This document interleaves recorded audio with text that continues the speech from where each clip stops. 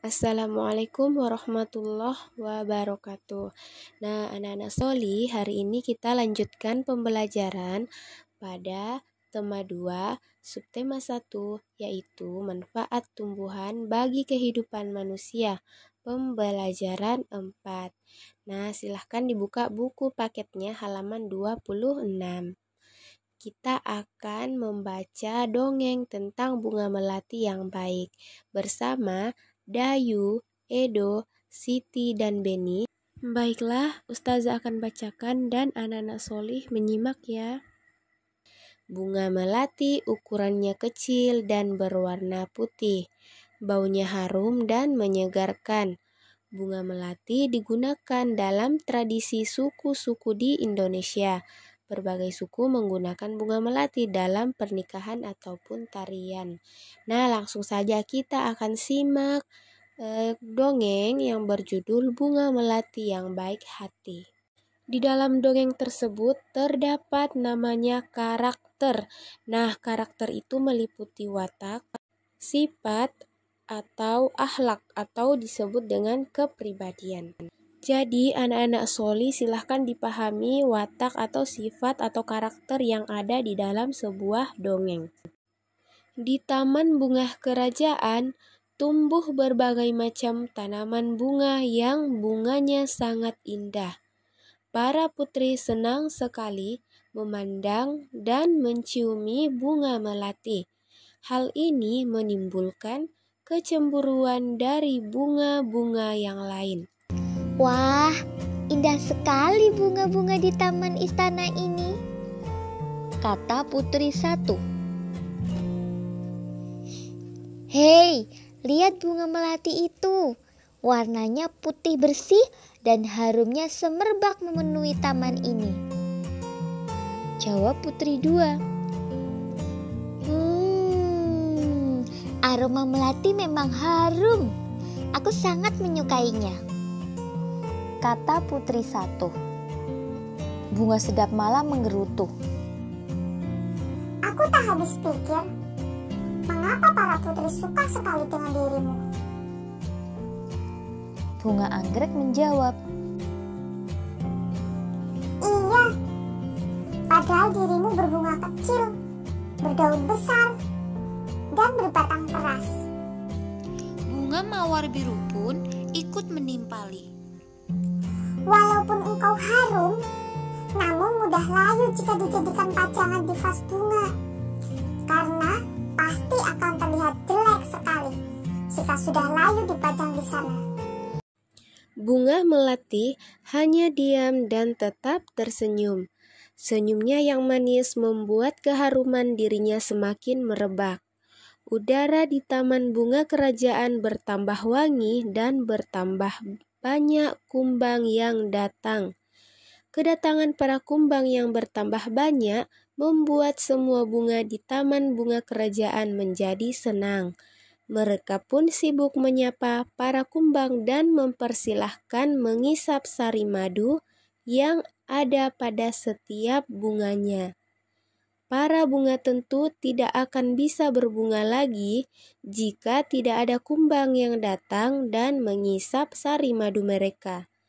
Bunga sedap malam dan bunga yang lainnya kini telah mengerti kenapa bunga melati sangat wangi sekali. Bunga-bunga yang lain meminta maaf kepada bunga melati atas perasaan cemburu mereka. Kini mereka mengakui bahwa keberadaan bunga melati itu justru harus disyukuri. Ternyata aroma harummu mengundang para kumbang datang. Tanpa dirimu, taman ini akan sepi dari kumbang-kumbang. Maafkan aku ya Melati, kata bunga sedap malam. Aku juga mau minta maaf Melati. Selama ini aku iri padamu. Ternyata keberadaanmu sangat bermanfaat untuk kami, kata bunga anggrek. Lalu bunga melati menjawab. Aku sudah memaafkan kalian teman-teman. Sekarang kita bisa berteman tanpa ada prasangka buruk. Nah, selanjutnya setelah menyimak dongeng tersebut, kita akan menuliskan 4 tokoh yang ada pada dongeng beserta dengan karakternya. Nah, Ustazah akan menjawab. Yang pertama, tokohnya atau yang terlibat di dalamnya yaitu putri kerajaan.